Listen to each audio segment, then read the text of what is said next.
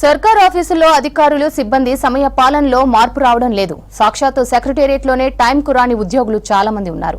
కాంగ్రెస్ అధికారంలోకి వచ్చాక గవర్నమెంట్ ఆఫీసుల్లో డ్యూటీకి ఆలస్యంగా వచ్చే అధికారులపై ఫోకస్ పెట్టింది ప్రభుత్వం. అధికారులు ఆలస్యంగా వస్తున్నారంటూ చురుకలంటించారు సీఎం రేవంత్ రెడ్డి. ఈ మధ్య సంబంధిత శాఖల్లో ఆకస్మిక తనిఖీలు చేస్తూ ఆలస్యంగా వచ్చే అధికారులపై ఆరా తీస్తున్నారు మంత్రులు.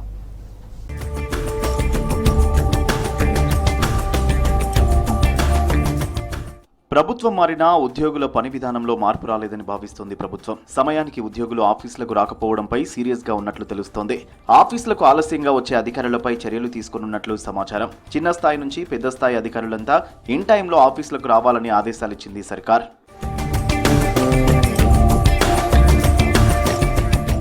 కాంగ్రెస్ అధికారంలోకి వచ్చిన 2-3 నెలల్లోనే సెక్రటేరియట్లో రెవెన్యూ శాఖపై ఆకస్మిక తనిఖీ చేశారు మంత్రి పొంగులేటి. మధ్యాహ్నం 12 దాటినా కొంతమంది ఉద్యోగులు ఆఫీసుకు రాకపోవడంతో ఫైర్ అయ్యారు. టూరిజం శాఖ కార్యాలయంలో ఆకస్మిక తనిఖీ చేశారు మంత్రి జూపల్లి కృష్ణారావు. అప్పుడు సేమ్ సీన్ రిపీట్ అయింది.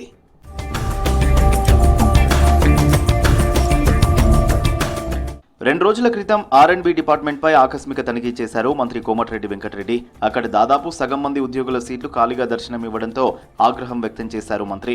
వ్యవసాయ శాఖ కమిషనరేట్ పై ఆకస్మిక విజిట్ చేశారు మంత్రి తుమ్మల. ఇక్కడ ఉదయం 11 గంటలు దాటినా చాలా మంది ఉద్యోగులు డ్యూటీకి రాలేదు. ఇలా ఏ ప్రభుత్వ కార్యాలయం చూసినా ఇన్ టైంలో ఆఫీస్కి రావడం లేదని ప్రభుత్వానికి నివేదిక వెళ్లింది. దీంతో విధుల పట్ల నిర్లక్ష్యం వహించే ఉద్యోగులపై చర్యలకు సిద్ధమవుతోంది సర్కార్.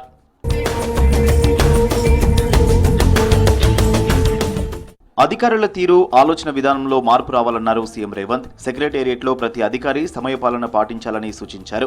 ఎన్నో ఆశలు పెట్టుకుని అధికారుల దగ్గరకు వస్తే వారు అందుబాటులో లేకుంటే ప్రభుత్వానికి చెడ్డ పేరు వస్తుందన్నారు. సీఎం అధికారులు చెప్పినా అధికారుల్లో మార్పు కనిపించడం లేదనే అభిప్రాయాలు వ్యక్తమవుతున్నాయి.